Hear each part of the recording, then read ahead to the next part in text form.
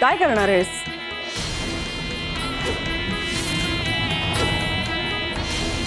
काय आहे तुझ्या हातात? तुझ्याकडे फक्त एकच ऑप्शन आहे. माझ्या मुलाने दिलेल्या डिवोर्स पेपरवर सही करून त्याच्या आयुष्यातून आणि या घरातून कायमचं निघून जा.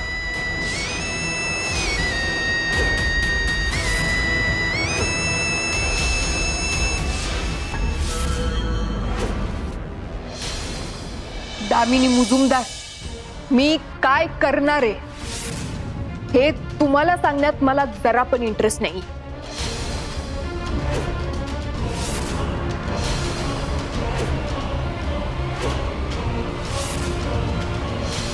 वेळ आल्यावर तुम्हाला कळेल आणि नुसतं कळणार नाही, चांगलंच कळेल. आणि राहिला प्रश्न मी या घरातून धैर्याच्या आयुष्यातून निघून जाण्याचा, तर ते तुम्ही मला सांगायची गरज नाही.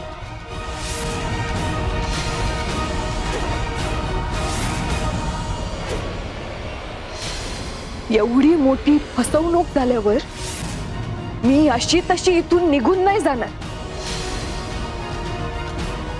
या सगळ्याची किंमत तुम्हाला मोजायलाच लावणार.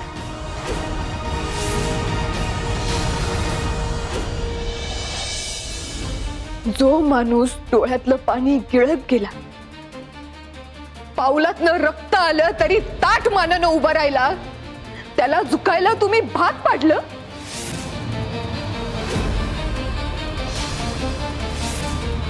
ते सुद्धा त्याचा नाईलाज करून.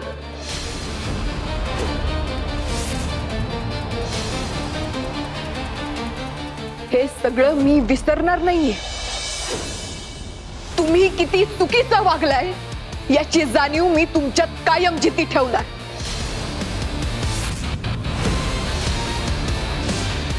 माझा आणि माझ्या भाऊंचा तुम्ही जो अपमान केलाय त्या सगळ्याचा बदला मी घेणार. आमच्यावर जो तुम्ही अन्याय केलाय त्या सगळ्याची किंमत तुम्हाला द्यावी लागणार आहे.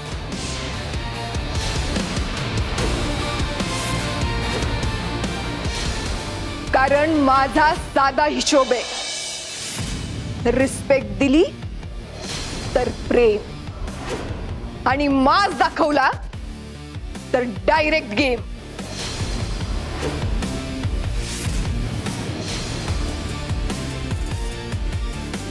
तुम्हाला लय माज आहे ना मुजुमदार असल्याचा. नाही तुमच्या सगळ्यांचा माज उतरवला ना तर भाऊरावांची नात नाही मी.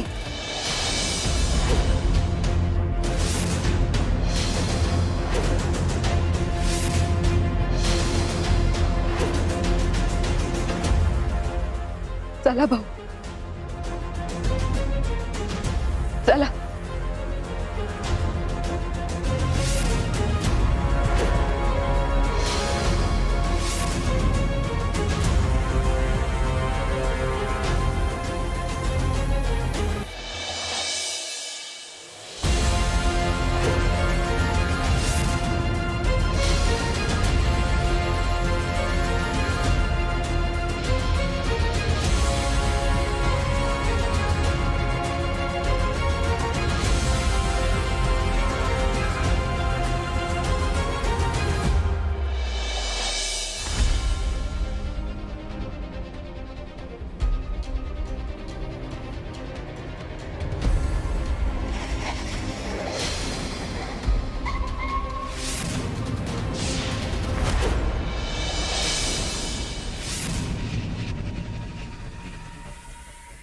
त्या सावीचा पुन्हा भास होतोय की काय मला? नाही, इतर खरंच या म्हाताऱ्याला घेऊन आली इथं.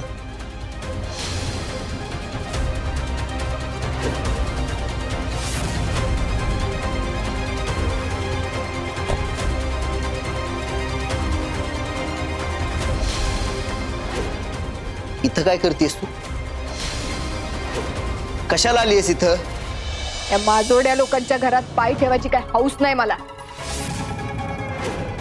ही जी पायरी उतरतीये ना ती शेवटची.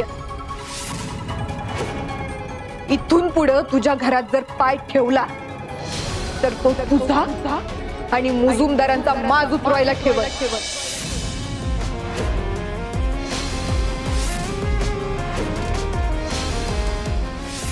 माझ्या आणि माझ्या भाऊंच्या विश्वासासंग तू जो खेळ केलाय ना त्याची शिक्षा द्यायला.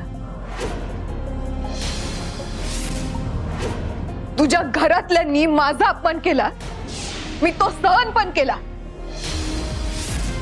पण ते आता भाऊंचा अपमान करायला निघालेले. इथंच चुकला तुम्ही. तसंही तुम्हाला प्रेमाची भाषा कळत नाही हे समजलंय. त्यामुळं आता मला स्वतःच बदल करावा लागणार आहे. धमकी देतेस? तसा तर मी सल्ला देतेय, पण तू धमकी सबकी सब. आता इथून पुढं या सावीचं एक वेगळंच रूप बघशील तू. तुझ्यामुळं माझ्या भाऊंना नको त्या बाई पुढं मान खाली घालायला लागलीये, आणि हे मी विसरणार नाहीये. या सगळ्याची तुला चांगलीच भरपाई करावी लागल.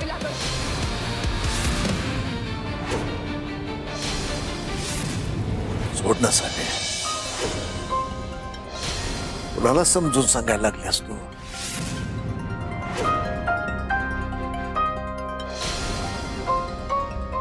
काही माणसांची मन जी येत नाही ती एकदम कातळासारखी असतात. किती डोकं आपटा, काही फरक पडत नाही. डोकं फुटून आपण मरू, पण त्यांना पाजर फुटायचा नाही. अशी लोक आहेत ही. अरे हो, धैर्य मुजुमदार. एका गोष्टीसाठी तुमचे आभार मानायलाच पाहिजे. कसं आहे ना, तुम्ही आमच्या आयुष्यात आले, त्याच्या मागे देवाची काहीतरी एक विशिष्ट योजना असण्याची शक्यता आहे. म्हणून तर तुम्ही आमच्या आयुष्यात आलेले आहेत. कारण कसं आहे ना, या भाऊराव नाईकला फार गर्व होता. एक समज होता की मी चुकूच शकत नाही. मी माणसं ओळखायला अजिबात चुकणार नाही. माणसं मला कळत्या. पण तुम्ही आमच्या आयुष्यात आले आणि तो समज जो आहे की नाही तो तुटला. त्याबद्दल तुमचे आभार मानायलाच पाहिजे.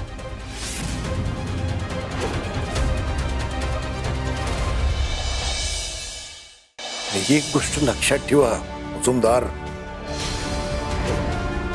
तुम्ही मला आयुष्यात ज्या ज्या काही गोष्टी दिल्यात की नाही त्या मी कधीच विसरणार नाही.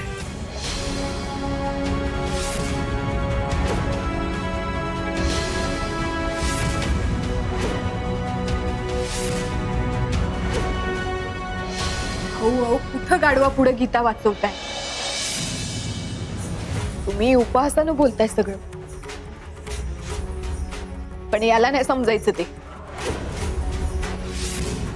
याला खरंच वाटेल. जरा जास्तच बोलतेस सावी. नाही, जास्त काय असतं ना ते आता हळूहळू तुला समजेल. कारण तुझ्यासारखं मागणं वार करणाऱ्यातली नाहीये मी. जे काय असतं ते समोरासमोर असतं माझं. कारण माझ्यात नायकांचं रक्त आहे, मुजुमदारांचं नाही.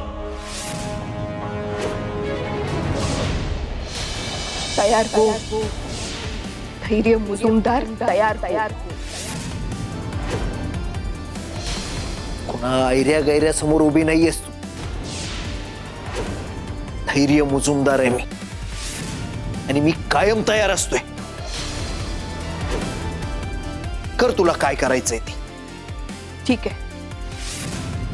आतापर्यंत तू माझं प्रेम बघितलं, आता तू माझा तिरस्कार बघशील. मुजुमदारांच्या साम्राज्याला तुरुंग लावायला येते मी. लाव ताकद.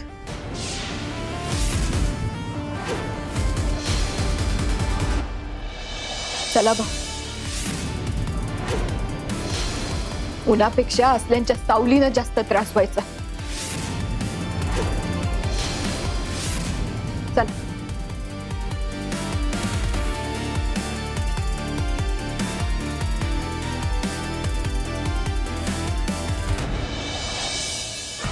माझं यांच्या रक्तात काय माहिती. एवढं झालं तरी अजून गुरमी उतरली नाही यांची. ताई काय आहे हे? हा? काय हिम्मत आहे त्या पोरगीची बघितलंस? चक्क तुला दामिनी मुजुमदाराला एवढं सगळं ऐकून गेली ती. तुझा मांस काढायची भाषा बोलत होती ती. एवढं डेरिंग तिला. एवढं दामिनी मुजुमदाराच्या घरात तिलाच धमकी. तिने किती पण धमक्या देऊ दे, तिची झेप कुठपर्यंत हे मला चांगलंच माहिती.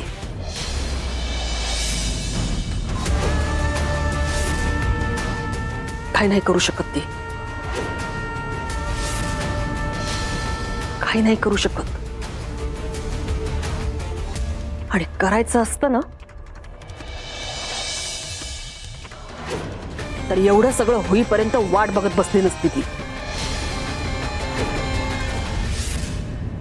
अरे अरे ताई ताई तू असा विचार करत बसशील तर चुकशील. अगं तिनं किती आपल्याला हैराण केलं होतं आठव जरा. हा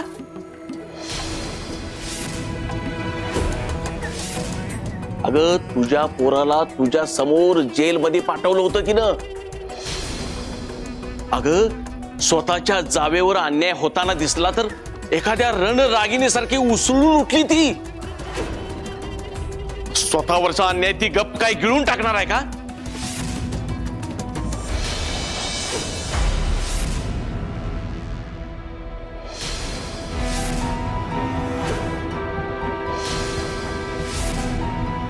तुमचं काय झालं नाही कळलं? बाकी घरात कामं नाही आहेत का काही?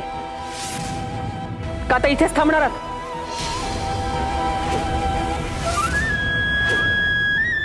आता का मी जा म्हणायची वाट बघताय का?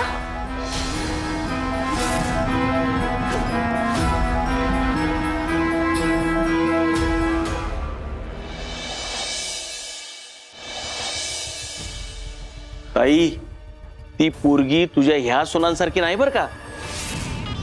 जरा डोळे मोठे केलेस म्हणून ती घाबरली. अगं ती तुझ्या डोळ्यात डोळं घालून टशन देऊन गेलीये.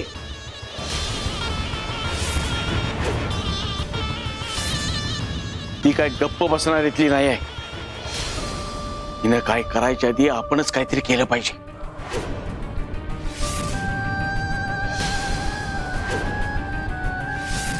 नाहीतर नंतर सगळी बोंब करून टाकेल ती पोरगी. हे बघ एवढे दिवस धैर्य म्हणत होता ते सगळं आपण करत आलो. त्याच्या प्लॅन न चाललो. बरोबर आहे ना? आता सगळी सूत्र आपण आपल्या हातात घ्यायची वेळ आलीये.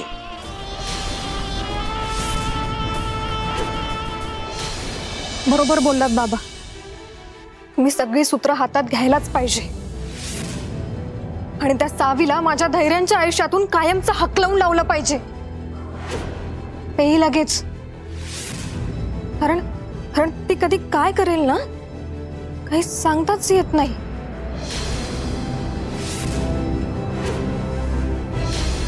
चेटकीण आहे ती. चेटकीण.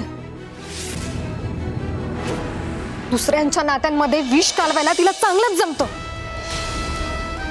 त्यामुळे आपल्या नात्यांमध्ये तिने असं काही करण्याआधीच तिचा तो डाव साधण्याआधीच आपण तिला हरवायलाच पाहिजे.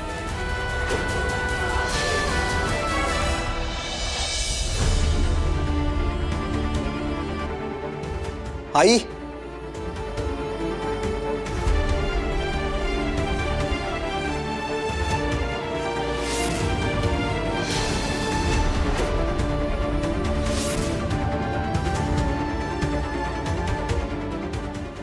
ती सावी आणि तो भाऊ इथं कशाला आले होते?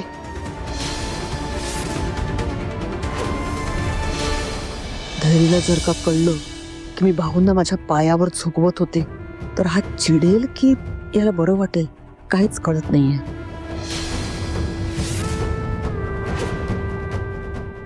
धमकी धमकी द्यायला आलेली. काय? हो ना, धमकी द्यायलाच आले होते. तो म्हातारा आणि त्याची ती नाथ दिसतात तेवढे भोळे भाबडे नाहीयेत बरं का. भाबडेपणाची खोटी शाल पांघरले त्यांनी. हातातनं जमिनी गेल्यात ना, त्यामुळे त्या म्हाताराच्या डोक्यावर झालाय परिणाम. इथे येऊन आम्हाला धमकी देऊन गेलाय.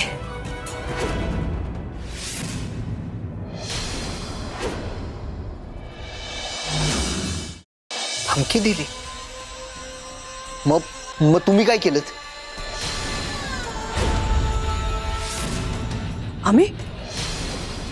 आम्ही काय करणार?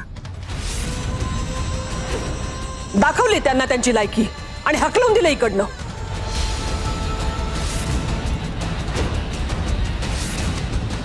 हे बघ, आता त्यांचा आणि आपला काहीही संबंध उरलेला नाहीये. त्यामुळे त्यांचे पाय आपल्या या घराला लागलेले नकोत मला.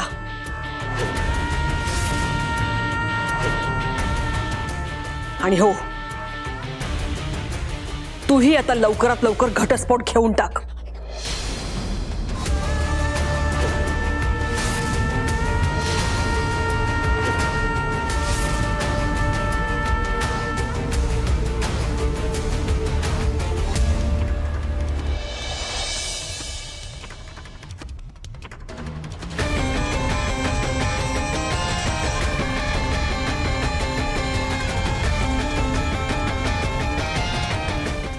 काय विचारते मी? लक्ष कुठे तुझं? अजून या मुलीचा किती दिवस आपल्याला त्रास सहन करावा लागणार आहे?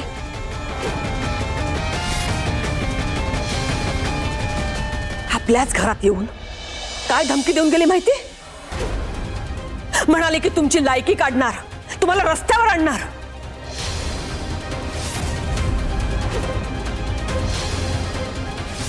मी सांगत होतो ते जर केलं असतं तर हा दिवस बघायलाच लागला नसता. ऐका ना, चांगलंच ओळखून आहे, चांगली पारख आहे त्यांची मला. एक जात नालायक आहेत ते.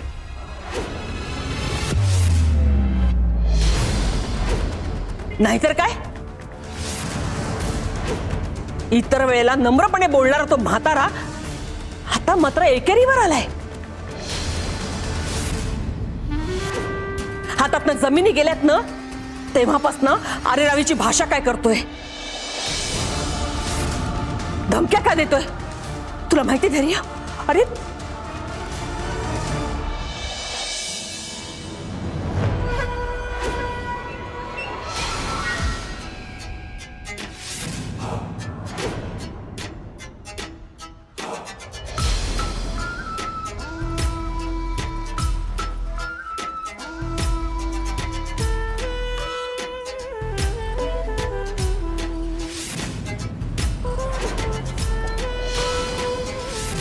धैर्य,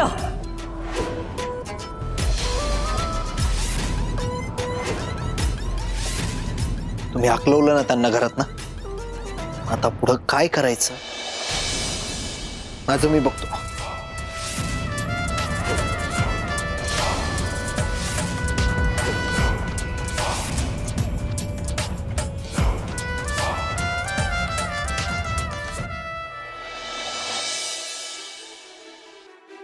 ताई बघ, आजवर तुझ्या धैर्याला असं गुळगुळीत उत्तर देताना कधी बघितलेस का तू? जर त्याच्या मनाविरुद्ध काही झालं तर आकाश पाताळ एक करणारा तुझा तो पोरगा. जर त्यानं मनात काही ठरवलं तर वाटेल ते करून तडीच नेणारा तुझा तो पोरगा त्या सावीच्या बाबतीत एवढा कसा बावळगतो? हे बघ त्याच्या मनात काय चाललंय मला काहीच कळत नाही.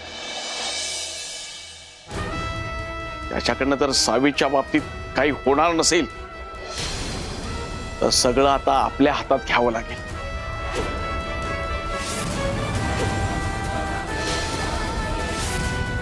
काही झालं तरी त्या डिवोर्स पेपरवर त्या पोरगीची सही घ्यावीच लागेल.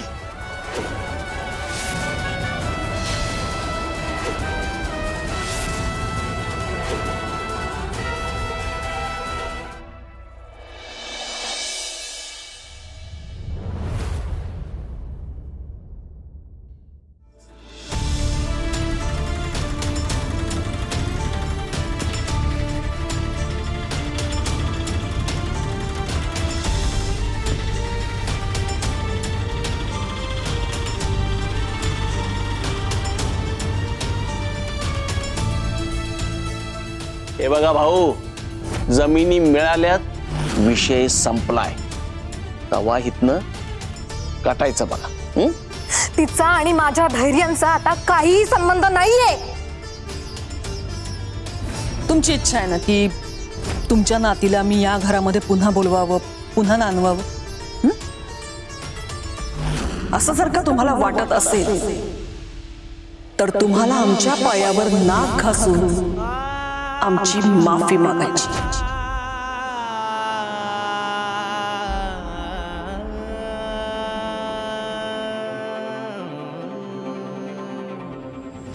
पुन्हा ऐऱ्या गैऱ्या समोर उभी नाहीयेस तू. धैर्य मुजुमदार आहे मी आणि मी कायम तयार असतोय. कर तुला काय करायचंय ती.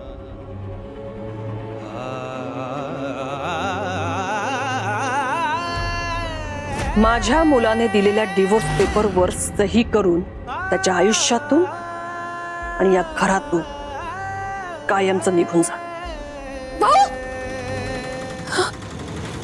भाऊ, काय होतंय तुम्हाला? भाऊ, चला तुम्ही, चला बरं तिथं बसा. सावकाश या या, बसा बसा बघू.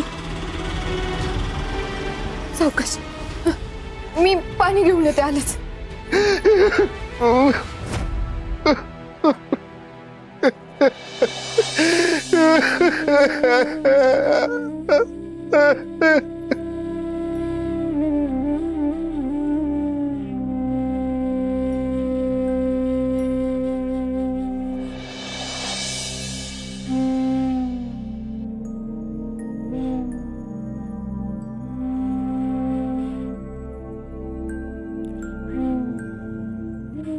भाऊ, भाऊ, भाऊ, असं काय करताय तुम्ही? भाऊ, शांत व्हा भाऊ, प्लीज शांत व्हा. सावे, मला माफ कर सावे. माझी चूक झाली, मला माफ कर सावे. भाऊ, भाऊ, तुम्ही कशाला माफी मागताय भाऊ? तुमची काहीच चूक नाहीये. माझी चूक आहे. माझ्यामुळे तुझ्या आयुष्याचं वाटोळं झालं सावे. त्या दामिनी बाईनी माझ्यावरचा राग तुझ्यावर काढलाय सावे. तुझ्या पुढे सगळं आयुष्य आहे सावे आणि आपण फसवलो गेलोय ही बोच मनात ठेवून तू आयुष्य कसं काढणार आहेस? कसं जगणार आहेस पोरी? सगळी माझी चूक आहे. मला माफ कर पोरी, मला माफ कर.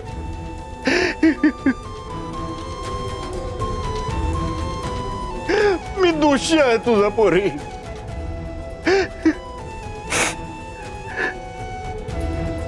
दीपा म्हणते तेच खरं आहे. आयुष्यावर माझी तत्व सांभाळायच्या नादात मी सगळ्यांच्या आयुष्याची वाट लावली आहे. या घरादाराची तर वाट लावलीच आहे मी. सावे, पण तुझ्या संसाराची तुझ्या स्वप्नांची सुद्धा वाट लावली मी सावे. मला माफ कर. माझ्यामुळे सगळं संपलं सावे. माझ्यामुळे सगळं संपलंय.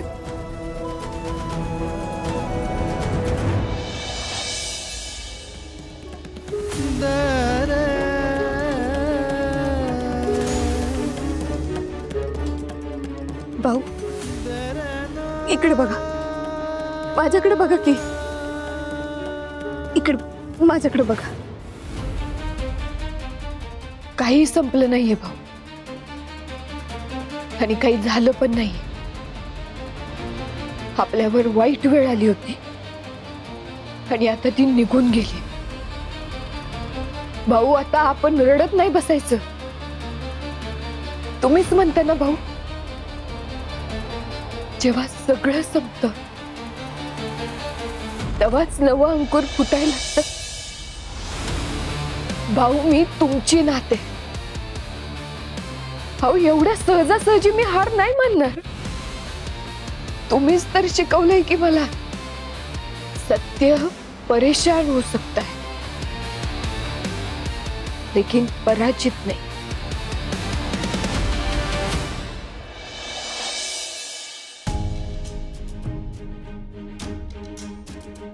भाऊ मुजुमदार यांनी आपल्याला फसवलंय आणि एक ना एक दिवस हे सगळं बाहेर येणार आहे. मी ते बाहेर आणणार आहे. तुम्ही माझी काळजी नका करू भाऊ. या माझ्या लढाईत मी काही एकटी नाहीये भाऊ. भाऊ माझ्या संग तुम्ही दिलेला आत्मविश्वास आहे, तुमचे संस्कार, तुमची शिकवण आहे, माझ्या आईचं प्रेम आहे, माझ्या पप्पांची जिद्द आहे. हो एवढं सगळं माझ्यासोबत असताना मी कशावर पण मात करू शकते. तुम्ही काळजी करू नका भाऊ. आपण नक्की या सगळ्यातून बाहेर येऊ. विश्वास ठेवा माझ्यावर भाऊ. आता जरी आपण खरंच हरलो असेल तर आपलं हे शेवटचं हरण आहे.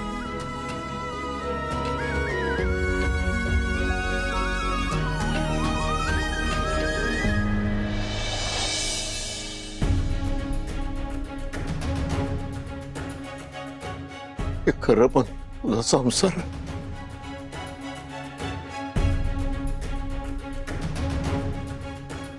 भाऊ तुमच्याशी मी खोटं नाही बोलणार, पण मला आता काय मार्गच दिसत नाहीये बघा. पण असं खचून जाऊन काही नाही होणार हे कळलंय मला. माझं प्रेम खरं होतं, त्यामुळे आता माझं प्रेमच मला मार्ग दाखवल. मुजुमदारांनी आपल्यासोबत जे काही केलंय त्या सगळ्याचा बदला तर मी घेणारच. धैर्य मुजुमदारकडे प्रश्नांची उत्तरं नाहीयेत ना. आता मी त्याला प्रश्न नाही विचारणार, आता मी त्याच्या वागण्याला उत्तर देणार. आपल्या सोबत केलेल्या विश्वासघाताची किंमत मी त्याला मोजायला लावणारच.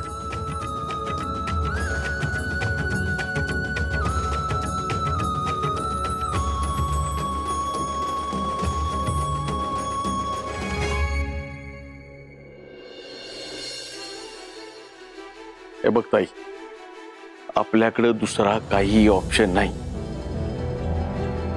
मी सांगतोय तो आणि तेवढाच ऑप्शन आपल्याकडे आहे. ती सावी आहे ना एकदम पक्की आहे, पक्की. एवढ्या सहजासहजी धैर्याला सोडणार नाही.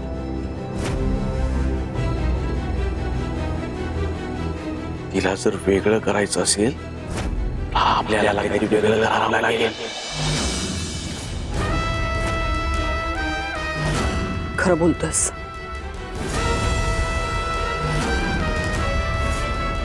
नीट बोलून सरळ मार्गाने पैशांचा आमिष दाखवून मनात मनात वाईट भरून सुद्धा जेव्हा साध्य होत नाही ना, तेव्हा आता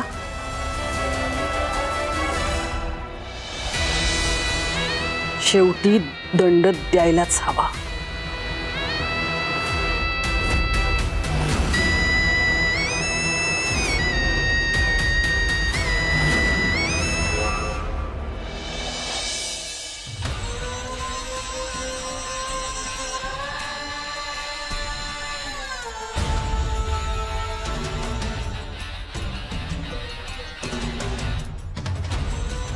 भाऊ खरंच धमकी देऊन गेले. एवढं सगळं झालं तरी गुरमी उतरली नाही त्यांची. काय चाललं असेल त्यांच्या मनात?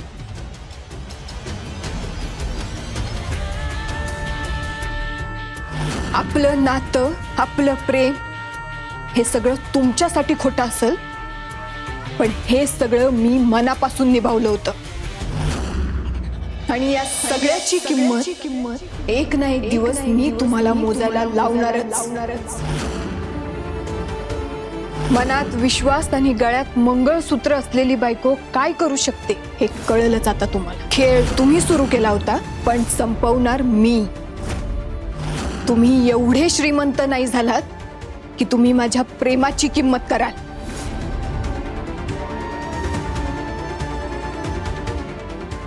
नाही,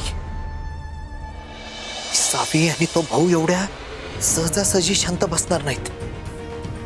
100% काही ना काहीतरी प्लॅन असणार त्या सावीचा. काय प्लॅन असेल? काय विचार करत असेल ती सावी?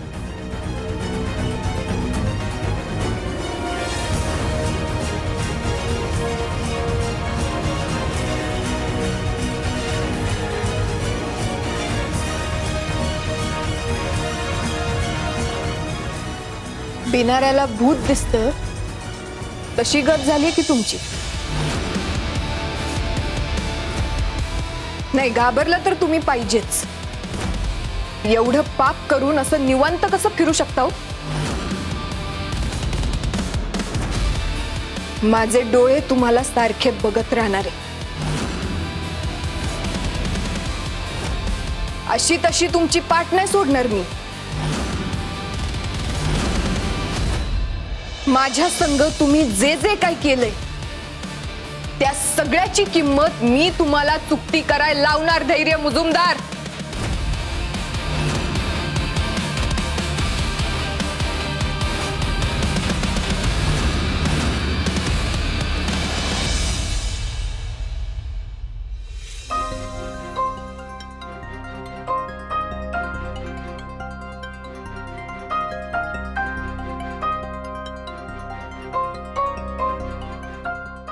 थांबा वंस.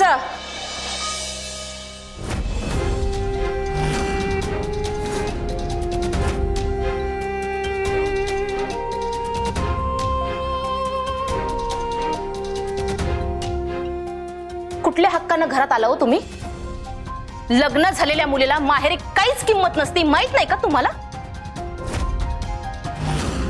त्यामुळे तुम्हाला ह्या घरात जागा नाही.